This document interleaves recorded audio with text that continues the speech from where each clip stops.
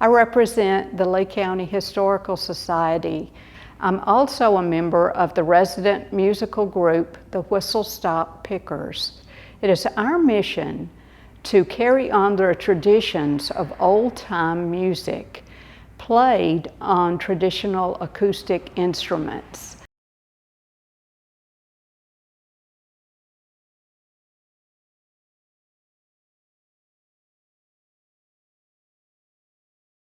The banjos, we know it today, was born many hundreds of years ago in Africa. When people there were enslaved and brought to America, they brought with them the practice of building what they called an accounting, we now know as a banjo. It's a skin stretched over a frame with strings which can be shortened or lengthened by using your fingers. The style that I play is one that's called claw hammer, because you hold your hands as though you were holding a hammer and then strike the strings with your fingernails. So it sounds something like this.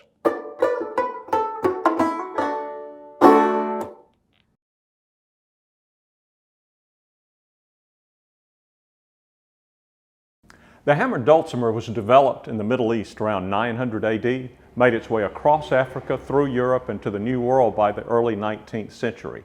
What I love about it is the logic. Anytime you move up a black hash mark, you're moving up a perfect fourth, like Here Comes the Bride. And anytime you jump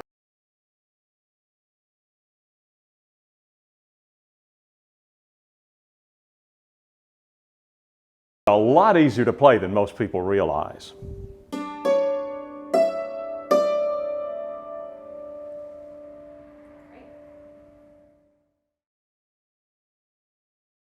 This is the violin.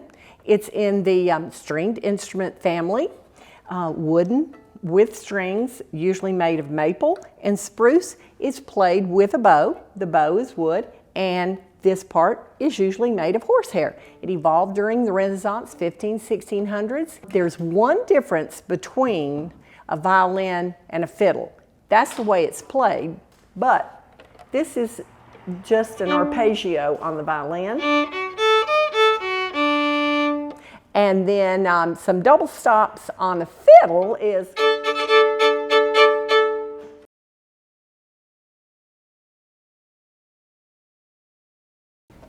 This is an autoharp, and it was developed toward the late 1800s and more widely available in the United States after about 1920. It was originally designed as a lap instrument. And this particular one has 37 strings and 18 chord bars. And the way that this works is when the chord bar is pressed down, it damps all of the strings except whatever the chord is.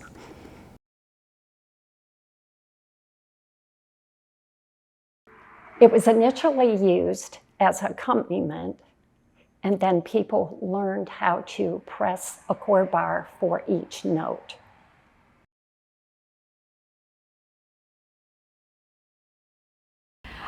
I play a mountain dulcimer, sometimes called a lap dulcimer because you play it in your lap, or an Appalachian dulcimer.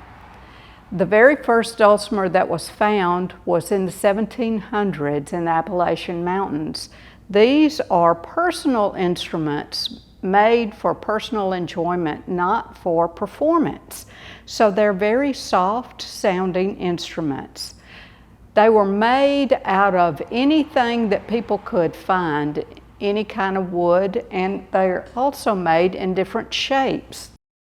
The one I typically play is hourglass shaped. Different woods give it a different tune, a different sound, but they are very soft, gentle instruments for personal enjoyment.